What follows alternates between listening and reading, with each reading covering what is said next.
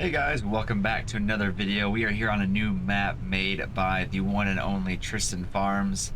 I'm not going to give away too much information. This map is in still early stages. He's only got like half the map done to a point where we can play on it here. But anyways, today I went ahead and I bought myself a older farm with all my life savings, so we're down to $0 unfortunately, but it's a pretty nice farm. It was mainly farmed in the 80s 90s era. They still have some equipment there that we're going to be able to use that we bought off of them, and it was more of like a hay farm. They only did grass hay. They did some silage, but they kind of stuck to hay, and they didn't do any row crops or cattle or anything like that. But we're going to take it over and see what it's all about here. But we're pulling up here to the farm. Now, I did build this farm. This is not on the map whenever the map's going to be released, unless Tristan decides to add it, which would be pretty cool. It is a pretty nice small farm. But anyways, we're going to roll up to the main shop here and hop out and just do a quick equipment tour for you guys here. We'll go to the main shop later. We're going to start out here. We've got our trailer here, our bale trailer. We can hold, I think, 10 bales on here. 2, 4, 6, 8, 10. Yeah, it looks about 10. Maybe we can stack them too high. I'm not for sure on that, though. But that'll put on our truck right here. It's got a gooseneck, I'm pretty sure. We jump up in here, yeah, it does, so it should work out pretty good there. Now, walking in the main shop here, you'll notice some things. We've got ourselves a John Deere 4450, and we've got ourselves a International 5088 with the loader on it. Now, this thing is very interesting because you got the Case tractor on the Quickie loader with a John Deere pallet fork, because there are no good bale spikes that I've seen. I have seen people use pallet forks to stab bales and stuff before, so this is not a new concept. We have done it before as well, so this isn't that far-fetched here, guys. It does look a little bit wonky, mismatched between the red, black, and green, but we're gonna roll with it. Anyways, we've also got the Farm King rake slash tedder. I believe it teds it as well. And then we've got our New Holland BR 740 round baler right there. Now, if we come out this door here, open that up, and we come over here, we've got our New Holland mower as well, the Haybine. Now, this could not fit in the shed, unfortunately. I went and tried to put it in the shed, and it's about 2 inches too wide to fit in the main doors, which is very, very sad, because now it's got to sit outside. And we've got plenty of room in the shed here, but we've got our one grass field here. It is about 7 acres of just straight grass, no alfalfa, no nothing like that, just straight up grass. Pretty much just pasture grass, but it'll work fine for now until we get some alfalfa seeded in the ground. But we've also got the red barn here, and they kindly left us their truck. You saw nothing. That did not happen. Open up the doors here, but we got their truck. They sold us their truck as well. It's an old F350. It's a pretty solid farm truck if I had to guess here. So we might use that. We might just sell it for some cash. I'm not for sure. It came with the farm. They really didn't want it, so they just threw it in there with the farm. So let's go ahead and close those doors back up, and then we've got the house here. You guys don't really care about that very much, but anyways, it is April. It's about 4 o'clock here, and I think the grass is ready to be mowed. So I might go ahead and get a first cutting off today, and we'll probably just go from there. Yeah, the grass looks tall enough to get a first cutting. Yeah, 7 acres. I don't know how many bales I'm gonna get off of this. Probably 20-ish.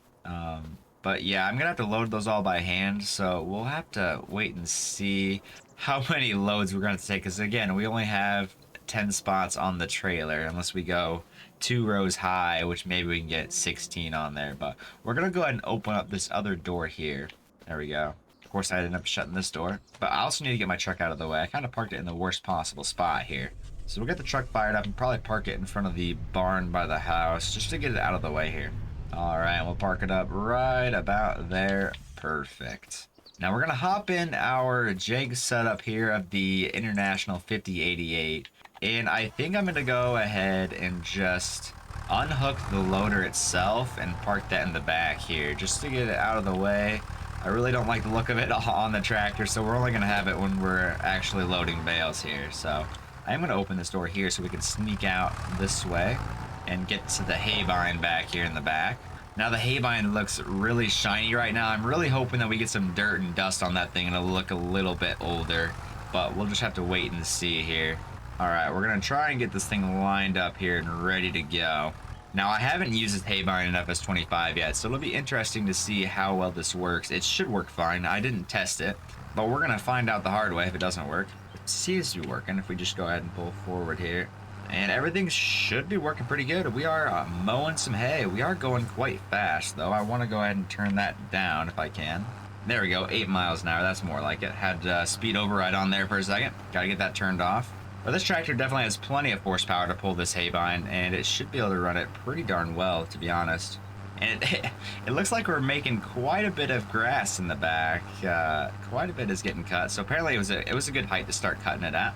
You go over here and lift her up and spin it around, and we'll get it lowered back down and continue rolling here. Now, like I said, this is a 7-acre portion of grass here. This is all we own.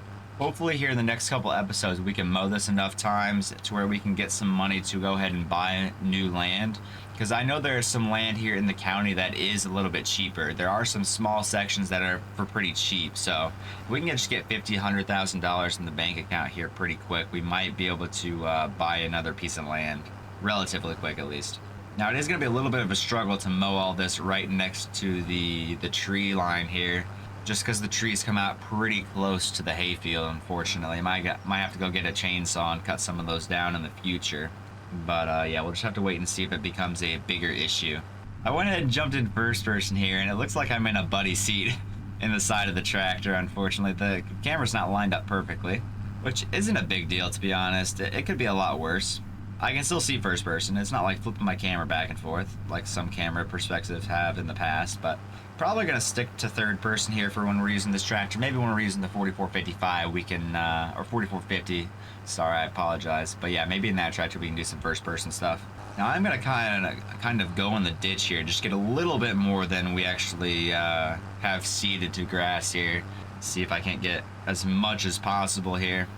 The more you mow, the more money you're going to make, so we might as well mow as much as possible here. But with that, we are just about done with the first headland pass here. Okay, the front tire wants to come off the ground. The tractor's not turned very well, unfortunately. But anyways, guys, we're going to get this rest of this field mowed. I'll throw it into a little bit of a time lapse for you guys, and I'll see you when we're close to being done.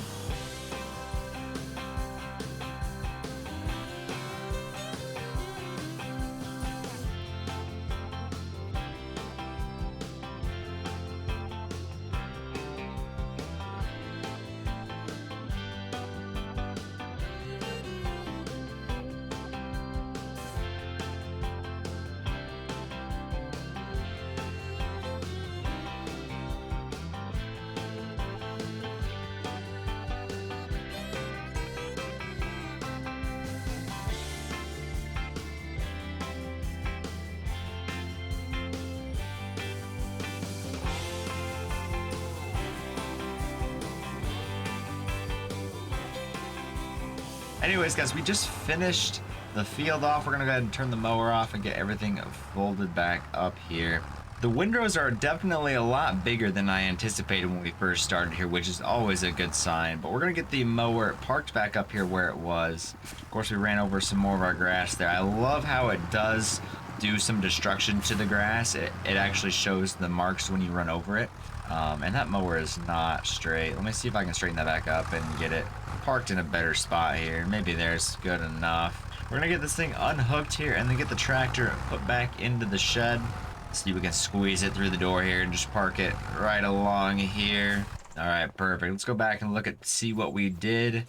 Look at these windows. They're a pretty good size for a first cutting here. So everything seems to be looking pretty good. It is fertilized 50% still. Yeah, you can see field 15 area is 6.95 acres, so we're just under that 7-acre mark. But yeah, grass is looking good. We gotta wait a couple of days for this to dry down a little bit more before we can actually get it raked up and baled here. So we'll leave it for a couple of days and we'll come back in the next episode, get everything raked up, baled up, and see if we can't find some people to sell some of these bales too. So hopefully we can make some money that way. But anyways, guys, thank you so much for watching this episode. If you enjoyed, hit that like button and subscribe, and I will see you all in the next one. Thanks, guys.